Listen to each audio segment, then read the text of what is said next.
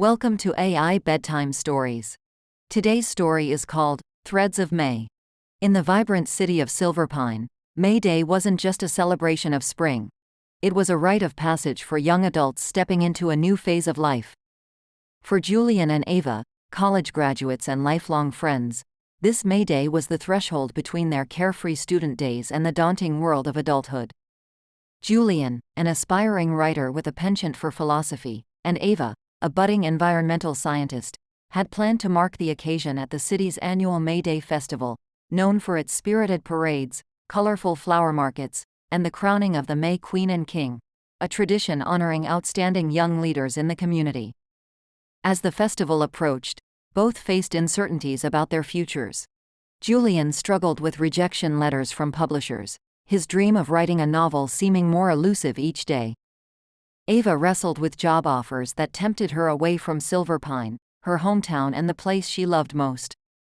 The festival, with all its vibrancy and promise of new beginnings, was their chance to clear their minds and find direction.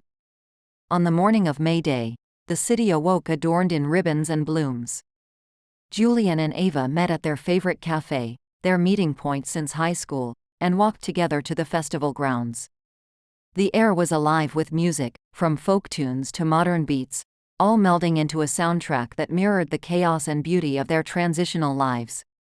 As they wandered through stalls of handmade crafts and seasonal delicacies, they discussed their fears and hopes, their conversation weaving through the crowds like the intricate patterns of the maypole ribbons.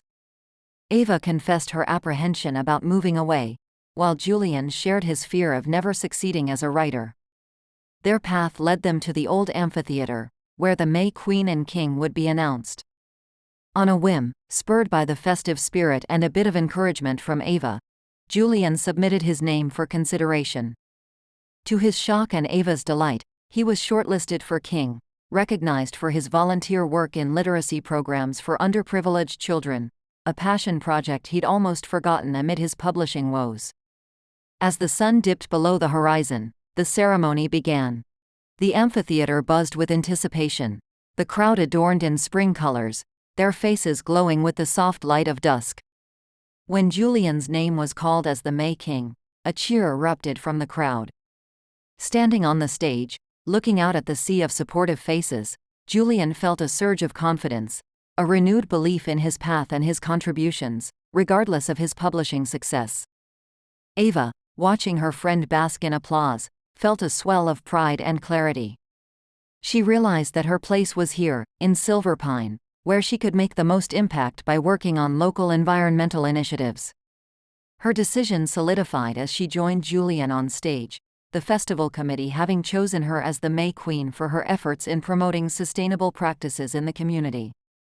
Together, Julian and Ava accepted their titles, not just as honors, but as affirmations of their roles in their community and in each other's lives. As the new May King and Queen, they danced under the stars, their steps light with the joy of discovered purposes and the comfort of shared beginnings. From that May Day forward, Julian and Ava continued to grow, both in their careers and in their friendship. Each year, as May Day returned, they celebrated not just the festival but the anniversary of the day they truly stepped into adulthood, their lives forever intertwined like the threads of May.